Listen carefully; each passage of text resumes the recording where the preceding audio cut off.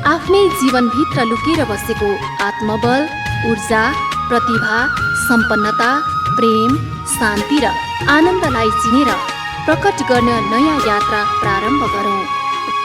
जीवन विज्ञान, जीवन विज्ञान। मलाई धेरै प्रश्नहरू आउँछन्। तपाईँ बार बार ईश्वरको, परमात्माको, भगवानको चर्चा गर्नुहुन्छ। त्यो भगवान मेरो जीवनमा आएर के हुन्छ, नआएर के हुन्छ?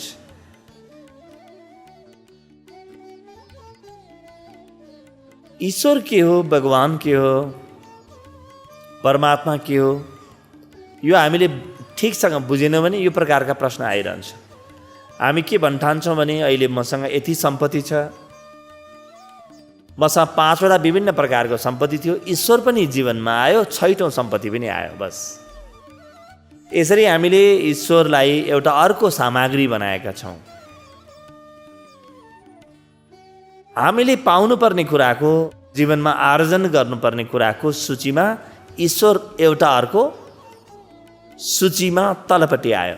त्यो अन्तिम आयो, पहिलो आउँदैन। पहिलो त हामीलाई धेरै कुरो आर्जन गर्नु छ र ती आर्जन गरेर जुन अहङ्कार जन्मिन्छ, मैले ईश्वर पनि दर्शन गरेको छु भन्ने नयाँ अहङ्कार फेरि हामीलाई चाहिन्छ। ईश्वर त दर्शन तिमीले गरेका छैनौ, अरू कसैले गरेका छैन, त्यहाँ कहीँ प्रतिस्पर्धा छैन। बजारमा धनको प्रतिस्पर्धा छ,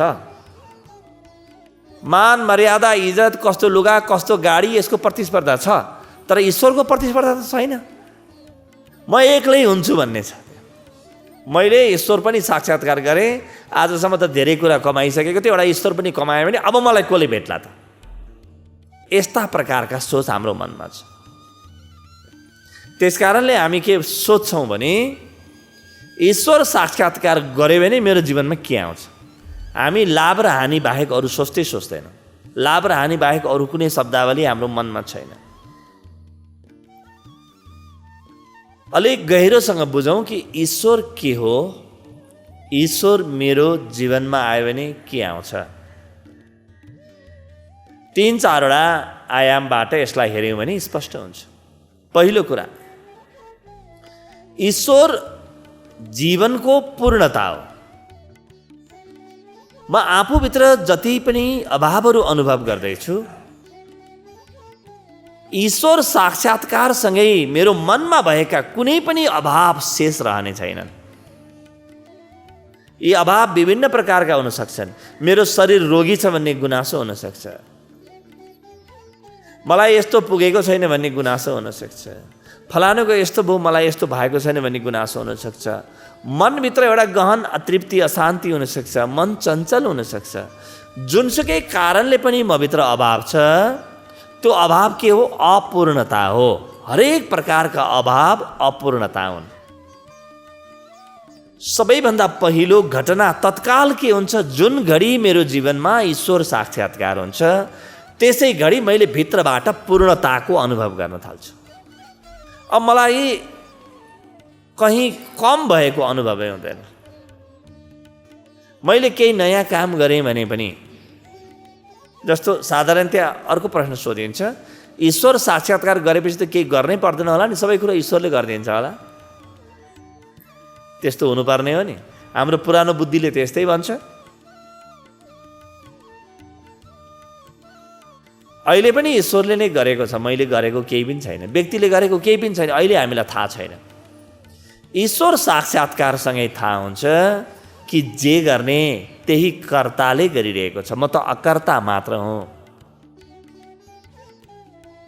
म त अभिनयकर्ता मात्र हुँ, जे गर्ने उसैले गरेको छ। त्यो हाम्रो अनुभवमा अहिले छैन। ईश्वर साक्षात्कार पछि अहिले जे भइरहेको छ त्यही नै हुन्छ। तर मलाई मैले गरेको छु भन्ने भ्रम सदाको लागि छुट्छ, र भ्रम छुट्ने बित्तिकै जीवनका सबै दुःख एकैचोटि समाप्त हुन्छन्। त पहिलो कुरो, जीवनमा अभाव समाप्त हुन्छ, पूर्णता आउँछ।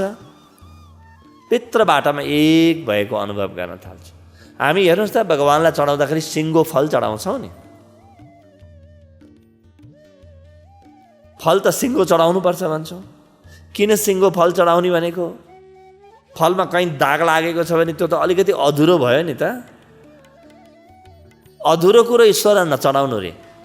यसको अर्थ के हो? म पनि पूर्ण बनूँ, म पनि त सिङ्गो बन्नु पर्यो नि। फल मात्रै सिङ्गो बनेर हुन्छ? असलियतमा सिङ्गो बन्न पर्ने म हुँ। म सिङ्गो बने कि बनिनँ? भगवान गणेशलाई हामी लड्डु चढाउँछौँ। किन लड्डु चढाउँछौँ होला हेर्नुहोस् त? कि भगवान गणेशलाई लड्डु मनपर्छ भनेर चढाएको हो? यो भनाइको एउटा तरिका हो।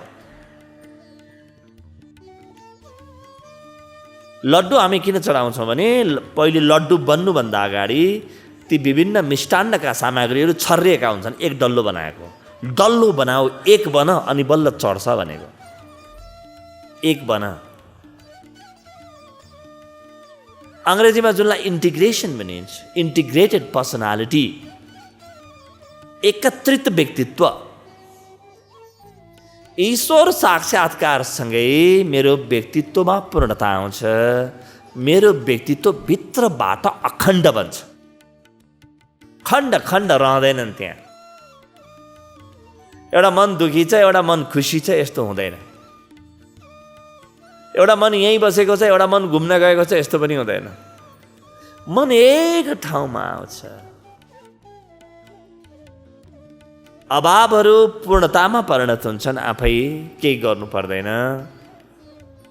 मन अखण्ड बन्छ, मन एक बन्छ, मन समेटिन्छ र सिङ्गो बन्छ। व्यक्ति सिङ्गो बन्छ। पहिलोपटक यो व्यक्तिले बोलेको कुरा सुन्न लायक हुन्छ। यो व्यक्तिको जीवन अनुकरणीय हुन्छ। फेरि यस्तो हुन्छ भनेर त्यो लोभले ईश्वर साक्षात्कार गर्न खोज्नुभयो भने लोभ नै बाधा हुन्छ। कुनै पनि लोभले आजसम्म कसैले पनि ईश्वर साक्षात्कार गर्न सकेको छैन। अरू कसैलाई देखाउनको लागि होइन, आफूभित्र गहनतामा, कतै बाहिर, कतै भित्र गहनतामा, भित्र अन्तसमा घट्ने घटना हो। अभावको पूर्तिसँगै जुन पूर्णता आउँछ, पूर्णतासँगै अर्को एउटा घटना तत्काल घट्छ। त्यो के हो भने म अमर रहेछु भन्ने थाहा हुन्छ। आफ्नो अमृत तत्त्व थाहा हुन्छ। जब म कहीँ पनि टुटेको छैन भने म भित्रको के मर्ला त? खण्ड मर्ने हो, एक कहिल्यै मर्दैन। जस्तो हामीले व्यक्ति मरेको देखेका छौँ, तर पृथ्वी मरेको देखाएको छैनौँ। पृथ्वी एक छ। कुनै दिन पृथ्वीकोमा पनि प्रलय होला, तर आकाश त कहिले पनि मर्दैन। जहाँ पनि एकता छ, जहाँ पनि एकत्वको अनुभव छ, त्यो कहिले पनि मर्दैन। त्यो विराट हुन्छ, आफूभन्दा माथि उठ्छ। अब उसले मर्छ, आफ्नो शरीर मरिरहेको देख्छ बस। पृथ्वीले पनि देखिरहेकी होली नि कि हामी ढलिरहेका छौँ। यति मनुष्य ढले देखिरहेकी छन्, तर पृथ्वीमा उति नै छन् त प्राणीहरू। पृथ्वीलाई केही फरक पर्दैन।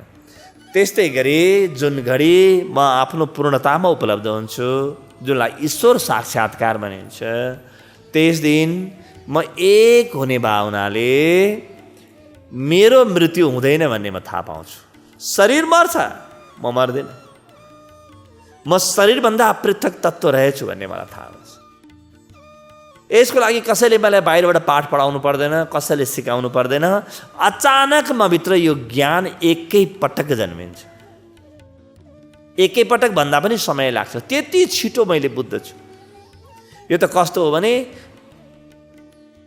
वर्षौँदेखि म अन्धकारमा थिएँ, केही पनि देखेको थिइनँ। अचानक बत्ती बल्यो भने बत्ती बलेपछि सबभन्दा पहिले यो देखिन्छ, त्यसपछि अर्को देखिन्छ, त्यसपछि अर्को देखिन्छ भन्ने नै हुँदैन कोठामा। बत्ती बलेपछि कोठाका सबै सामग्री एकैचोटि प्रकाशित हुन्छन्। अब होइन, यो बत्ती बलेको 2 घन्टापछि मात्रै पलङ देखिन्छ, त्यसको 3 घन्टापछि मात्रै आफ्नो चौका कोठा देखिन्छ, अनि बत्ती बलेको 5 दिनपछि मात्रै यस्तो हुन्छ, बत्ती बलेको 13 दिनपछि मात्रै यस्तो हुन्छ भन्ने हुँदैन। त्यो त अन्धकारको नियम हो, प्रकाशको नियम त्यस्तो हुँदैन। प्रकाश हुने बित्तिकै सबै कुरा एकैचोटि प्रकाशित हुन्छ। यसको लागि संस्कृतमा एउटा शब्द छ युगपद। युगपत घटित हुन्छ, अङ्ग्रेजीमा साइमल्टेनियसली, सँगसँगै। हिजोआज अलि बढी प्रयोग हुने शब्द हो रियल टाइम। रियल टाइममा घटित हुन्छ। तत्काल घटित हुन्छ। म भित्र ईश्वरको अनुभूति भयो कि म पूर्णताको अनुभूति गर्न थालिहालेँ र तत्काल म सिङ्गो हुन्छु। तत्काल मृत्युको डर सकिन्छ र जीवनमा कुनै पनि प्रकारको डर बाँकी रहँदैन, भय रहँदैन। भित्र भय हुँदैन, बाहिर त हुन्छ कि मलाई सर्प देख्दाखेरि सर्पको डर त हुनुपर्छ, होइन भने त सर्पसँग मान्छे जुझ्न जान्छ। शरीर टिकाउन जति डर चाहिन्छ त्यति मात्रै डर बच्छ। अब बाटोमा हिँड्दा डरै लागेन भने व्यक्ति गुडिरहेको ट्रकको मुनि दौडिन्छ, म त मर्दिनँ अमर छु भनेर। शरीर त मर्छ, व्यक्ति पो अमर हो त। र व्यक्ति शरीर होइन, शरीर त खोल हो, बाहिरबाट आएको। मैले ओढेको खोल हो शरीर। खोल त मैले फाल्नुपर्छ कुनै दिन, लुगा पुरानो भएर फाले जस्तै शरीरको खोललाई त मैले त्यागिदिनुपर्छ र फेरि नयाँ खोल धारण गर्न थाल्नुपर्छ। भित्रबाट सबै प्रकारका डरहरू समाप्त हुन्छन्। जीवनसँग सम्बन्धित कुनै पनि भय, कुनै पनि डर बस्दैन, केही बस्दैन भित्र। म अजर अमर रहेछु, म शाश्वत सनातन रहेछु। मेरो न कहिले जन्म थियो भएको थियो, न कहिले मृत्यु हुन्छ। यो बोध अचानक मेरो जीवनमा आउँछ, अचानक आउँछ मेरो जीवनमा। अर्को महत्त्वपूर्ण घटना सँगसँगै घट्छ कि म शान्त हुन थाल्छु। अशान्तिको कुनै कारणै बाँकी रहँदैन। अब यो शान्ति भित्रबाट जन्मिएको छ। मेरो शान्ति कसैले हरण गर्ने सक्दैन। अरू कोही व्यक्ति मसँग खुसी भएर उपहार दिएको भएर आएको शान्ति होइन। अरू कोही खुसी भएर मलाई प्रशंसा गरेर म भित्रबाट शान्त भएको होइन। मलाई ज्वरो आएको थियो, डाक्टरले इन्जेक्सन दिएर निको भएर आएको शान्ति होइन। यो शान्ति मैले आर्जन गरेको शान्ति हो, मेरो कमाइ हो यो। त्यसकारणले मबाट ब्रह्माण्डको कसैले पनि यो हरण गर्न सक्दैन। त्यस्तो गहिरो शान्ति एकैचोटि आउँछ, परम शान्ति आउँछ। अरू पनि शब्दहरू याद गर्नु होला, यस्तो प्रेम। अचानक मैले देख्छु कि यो पुरै ब्रह्माण्डमा भएका व्यक्ति मेरै जीवनको अङ्ग हुन्। सबैसँग प्रेम पर्न थाल्यो। व्यक्ति मात्रै के, हरेक प्राणीसँग प्रेम पर्छ। किनभने ईश्वरसँग मेरो एकाकार हुने बित्तिकै ईश्वर के हो? समष्टि हो, सर्व हो ईश्वर। तत्काल मेरो सबसँग एकाकार हुन्छ। यहाँ भएका हरेक प्राणीको दुःख मेरो हुन्छ, हरेक प्राणीको सुख मेरो हुन्छ। मेरो दुःख र मेरो सुख महत्त्वपूर्ण हुँदैन, अरूको दुःख र अरूको सुख महत्त्वपूर्ण हुन्छ। म आफ्नो निजी घेराबाट माथि उठ्छु। कहाँ हो माथि? म ब्रह्माण्डीय बन्न पुग्छु। त्यसैलाई अहम ब्रह्मास्मि भनिन्छ। म ब्रह्म हुँ, यो अनुभूति हुन्छ। यो कुनै कण्ठ पारिराख्नु पर्दैन, आफै आउँछ भित्रबाट। यो अनुभूति हो। यो अनुभूति हुने बित्तिकै म ब्रह्ममय भएको अनुभूति एकै पटक हृदय पग्लेर आउँछ। र सारा संसारका व्यक्तिले मलाई होइन त ब्रह्ममय भएको छैनस् भनुन्। जति पनि वैज्ञानिकहरू छन् सबै वैज्ञानिक राखेर प्रमाणित गर्न खोजुन्, र पनि मेरो हृदयको अनुभव कसैले पनि लान सक्दैन, कसैले हल्लाउनै सक्दैन मलाई। अविचलित हुन्छु म। विचलनको कुनै सम्भावना शेष रहँदैन। एउटा गहिरो शान्ति, गहिरो प्रकाश जीवनमा आउँछ। त्यस्तै गरी अर्को महत्त्वपूर्ण अनुभूति आउने हो आनन्दको अनुभूति। ढुक्क हुन्छ। बस मैले बुझेँ त जीवनलाई, देखेँ मैले। अब यो जीवनले मेरो केही लुट्न सक्दैन, यो जीवनले मलाई अरू केही दिन पनि सक्दैन। अब न थप्न सकिन्छ न घटाउन सकिन्छ। त्यस्तो जीवन बन्न जान्छ। पूर्ण रूपमा तृप्त, आप्तकाम। यो पहिलो पटक यो गहिरो सन्तोष जन्मिन्छ। यो सन्तोष जन्मिनुभन्दा पहिले निरन्तर असन्तोष नै गरिराख्ने हो। एउटा यस्तो सन्तोष जन्मिन्छ जुन सन्तोषलाई कसैले हल्लाउन सक्दैन, जुन सन्तोषलाई असन्तोष कसैले बनाउन सक्दैन। अहिले हामीले कुनै पनि प्रकारको सन्तोष अनुभव गऱ्यौँ भने पनि क्षणिक हो। अर्को घडी त तीव्र असन्तोष जन्मिहाल्छ। अहिलेको सन्तोष लुकेको असन्तोष हो, लुकेको चाहिँ असन्तोष देखिने सन्तोष। तर एकपटक मेरो जीवनमा ईश्वर साक्षात्कार होस् कि असन्तोषको सम्भावना सदाको लागि मर्यो, सन्तोष बाहेक केही पनि बाँकी रहँदैन। जताबाट कोट्याए पनि सन्तोष मात्र शेष रहन्छ, जताबाट कोट्याउँ।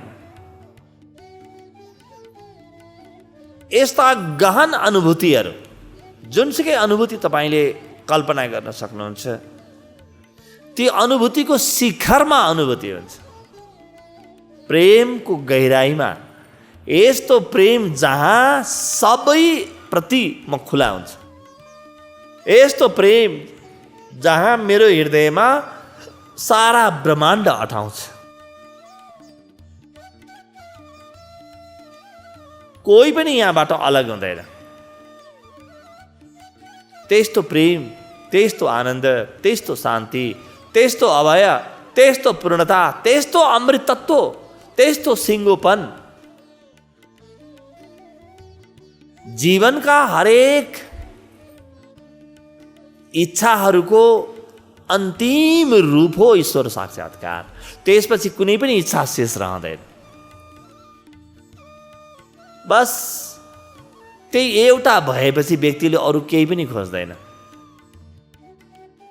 मेरो जति पनि ज्ञान छ अहिले, मैले जे पनि जानेको छु, हेर्नुहोस् यो ज्ञानले के गरेको छ, मलाई झन् बढी भट्काएको छ। ज्ञान आउनुभन्दा पहिले त म शान्त थिएँ, ज्ञान आएपछि ओहो लौ न यो पनि मसँग आइन्छ भनेर झन् बढी अशान्त हुन्छु। तर एकपटक म भित्र ईश्वर साक्षात्कारको घटना घटोस्, त्यो अनुभव मलाई होस्, त्यो अन्तिम ज्ञान हो। त्यस कारणले हामी त्यसलाई ब्रह्मज्ञान भन्यौँ। अब यो ज्ञानपछि ब्रह्माण्डमा मैले जान्न लायक केही पनि शेष रहँदैन। मैले त्यही जाने जुन जान्न लायक थियो, सकियो। अब कुनै पनि प्रकारको ज्ञान शेष रहँदैन। सारा ब्रह्माण्डको ज्ञान मेरो हातमा आयो। एकै पटकमा निमेष भरमा सारा ब्रह्माण्ड मेरो जीवनमा उत्रिन्छ। सारैतिर प्रकाश, परम उज्यालो, यी जम्मै घटना एकैपटक घट्छन्। तपाईँले मलाई यदि भन्नुभयो ल के हुन्छ सबै कुराको सूची दिनुहोस्, मैले के 1000 जिब्रा भएको शेषनागले पनि दिन सक्दैनन्। सारा पृथ्वीभरि रहेका नदीहरूलाई, जलाशयहरूमा भएको जललाई मसी बनाऊ, वृक्षहरूको कलम बनाऊ, सन्त कवीरले भन्नुहुन्छ नि। त्यसै गरी र यो ईश्वर साक्षात्कारको अनुभूतिलाई लिपिबद्ध गर्न चाहौँ र पनि सकिन्न। केही पनि उपाय लाग्दैन। वेदले, पुराणहरूले, गीताले, उपनिषदले जे भनेको छ त्यो अत्यन्तै प्यारो छ, तर पुरै कहिले पनि भन्न सक्दैनन्। वेद पनि हार्छन्, गीता, उपनिषद, पुराण, कुरान, बाइबल सब हार्छन् त्यो ज्ञानको अगाडि। कसैको केही उपाय नै चल्दैन त्यहाँ। त्यो परम ज्ञानको अगाडि यी सारा शब्दहरू, संसारका शब्दहरू तोते बोली भन्दा बढी केही पनि हुँदैनन्। एउटा बच्चाको तोते बोली हो। न आफूले बुझ्दछ न अरूले बुझ्दछन्। के हो के त्यो ज्ञान त्यस्तो प्रज्वलित हुन्छ,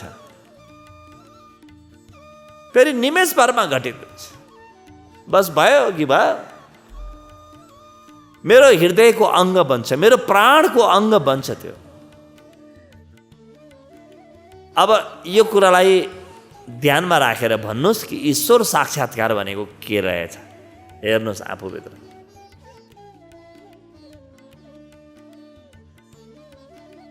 त ईश्वर साक्षात्कार एउटा अर्को वस्तु, एउटा अर्को सामग्री थपिनु होइन। घरमा 5वटा मोटर थिए, ईश्वर साक्षात्कार गरेपछि 6वटा भयो होइन। मैले संसारमा धेरै मान्छे चिन्दथेँ, 1000 मान्छेसँग त मेरो सम्बन्धै थियो। अब एउटा ईश्वर पनि थपियो, 1001 पुगे भन्ने दिन कहिले पनि आउने छैन। पुरानो केही पनि कामै लाग्दैन। त्यसपछि मर्यो पुरानो, तत्काल मर्यो, केही बाँकी रहँदैन पुरानो। न पुरानो बुद्धि बाँकी रहन्छ, केही पनि रहँदैन। न पुरानो मन बाँकी रहन्छ, केही पनि त रहँदैन। त्यहाँ पुरानो बासी भन्ने केही पनि हुँदैन। त्यो त निरन्तर साझी हुन्छ, निरन्तर ताजा अहिले ईश्वर वर्तमानको घटना हो, न विगत न भविष्य, अहिले यस घडी भइरहेको छ। यी जम्मै अनुभूतिहरू एक ठाउँमा राख्यौँ भने हाम्रा ऋषिहरूले 3वटा शब्दमा यी जम्मै गुणहरूलाई उल्लेख गरिदिएका छन्। ईश्वर अनुभूतिको पराकाष्ठालाई मात्र 3वटा शब्दमा अटाएका छन्। गुणलाई, ईश्वरको गुणलाई 3वटा शब्दमा हालिदिएका छन्। त्यो के हो? सत, चित, आनन्द। यो घटित हुन्छ ईश्वर साक्षात्कार हुने बित्तिकै। सद भनेको के हो? मेरो त्यो सत्यसँग साक्षात्कार हुन्छ जुन सत्य कहिले मर्दैन, सद हो जुन। नासतो विद्यते भावो ना भावो विद्यते सतः उभयोरपि दृष्टान्तस्तोनयो तत्त्वदर्शवे। जे छ त्यसको मृत्यु कहिल्यै हुँदैन, जे छैन त्यो कहिले पनि आउँदैन। जे छ त्यो सदाको लागि मेरो भयो। अब सद भयो मेरो जीवनमा। जुन सत्यलाई मैले हल्लाउन सक्दिनँ त्यो सत्यसँग मेरो साक्षात्कार भयो, मेरो भेटघाट भयो। भेटघाट हुने मात्रै होइन, म सत्य भएँ, सत्य म भयो, त्यसरी साटासाट हुन्छ। ईश्वर अलग र म अलग भए त बडो गजब हुन्थ्यो नि। त्यसपछि त मैले ईश्वरलाई बोकेर हिँड्नु पर्थ्यो, खाना खिलाउनु पर्थ्यो, कति कष्ट हुन्थ्यो। जुन घडी ईश्वर साक्षात्कार हुन्छ त्यस दिन न त्यो रहन्छ न म रहन्छु, दुवै एक हुन्छ। यसैलाई अद्वैत भनियो। अद्वैतको घटना म भित्र अचानक घटित हुन्छ, यही अद्वैतलाई सद भनियो।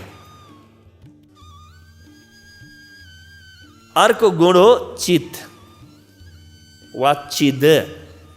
पुरै चेतनाले भरिन्छ, पुरै प्रकाशित हुन्छ व्यक्ति। सजगता आफ्नो पूर्ण रूपमा प्रकाशित हुन्छ। ईश्वर साक्षात्कारसँगै म पूर्ण रूपमा सजग हुन्छ। पुरै मभित्र रहेका ज्ञानका सबै भण्डारहरू खुल्छन्। सारा भण्डार खुल्छ। ईश्वर साक्षात्कारसँगै ज्ञानको एउटा मूल फुट्छ। धेरै मित्रहरूले सोध्नुहुन्छ नि, गुरु यो ज्ञान कहाँबाट आउँछ, कहाँबाट बोल्नुहुन्छ, के गर्नुहुन्छ? मलाई पनि थाहा छैन, मैले पाएको चाहिँ त्यहीँबाट हो। त्यही अचानक आउँछ एकैचोटि। के ठिक हो, के बेठिक हो, के गर्ने हो, के नगर्ने हो, सब कुराको अन्तिम तरवार आफ्नो हातमा आउँछ। तरवारले सत र असतलाई काटिदिन्छ। जे आत्मवस्तु हो, जे अनात्म वस्तु हो, त्यसलाई पुरै काटिदिन्छ। विवेकले पुरै देख्दछ। त्यही भएर चिद भनियो।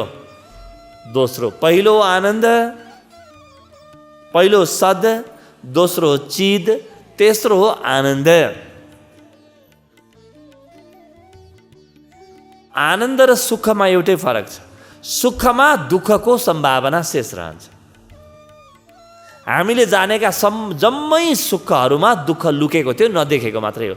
जसरी सिक्का हुन्छ नि, कुनै पनि सामग्री हेरौँ, मैले यतापट्टिको पाटो हेरिरहेको छु भने यो पाटो छैन भन्ने होइन नि, देखेको छैन भन्ने मात्रै हो। मैले अब यो पाटो हेरेँ, ओहो यस्तो कालो मात्रै रहेछ भने यो अर्कोतिरको लुकेको थियो।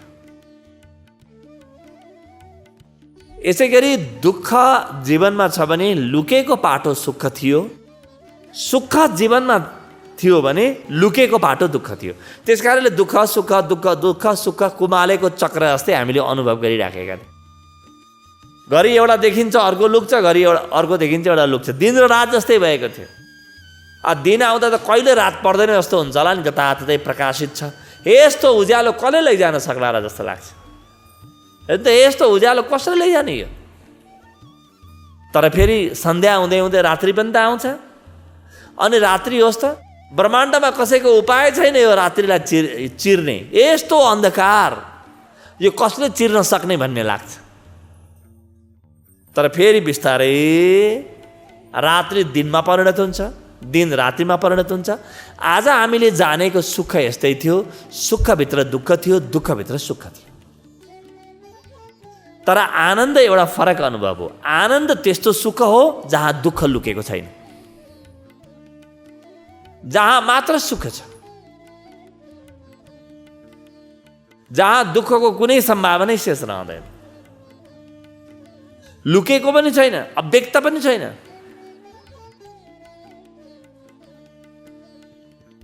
सद चिद आनन्द, तीनवटा गुण तत्काल देखिन्छ। यी तीनवटै गुण भएको कुनै पनि कुरा तपाईँले भेट्नुभयो, कुनै अनुभव पाउनुभयो, कुनै व्यक्ति पाउनुभयो भने बस नाच्न थाल्नु होला। बाहिर व्यक्ति त नखोज्नु होला। तपाईँभित्र यी तीनवटै अनुभव आयो, सदको, चिदको, आनन्दको अनुभव आयो भने तपाईँ नाच्नु होला। तपाईँ ईश्वरको दरबारको अत्यन्तै निकट हुनुहुन्छ। बस एउटा अर्को कदम कि ईश्वरमा हाम फालिहाल्नुहुन्छ, एउटा अर्को प्रयास कि बस भयो। अब समयको दूरी मात्रै छ, बस अलिकति समय लाग्छ, त्यसपछि काम भइहाल्छ। भित्रबाट सदको अनुभव, चैतन्यताको, परम चैतन्यताको, प्रकाशको अनुभव, ज्ञानको पराकाष्ठाको अनुभव र यस्तो खुसियाली जुन खुसीको पछाडि दुःखको बादल कहीँ पनि लुकेको छैन। यस्तो परम सुख, त्यही जम्मै गुणहरूलाई सच्चिदानन्दको शब्दावलीमा अटाउन सकिन्छ। अध्यात्म र व्यवस्थापन, मानव मनोविज्ञान, सनातन र नवीनतमको सङ्गम जीवन विज्ञान, सनातन र नवीनतमको सङ्गम जीवन विज्ञान।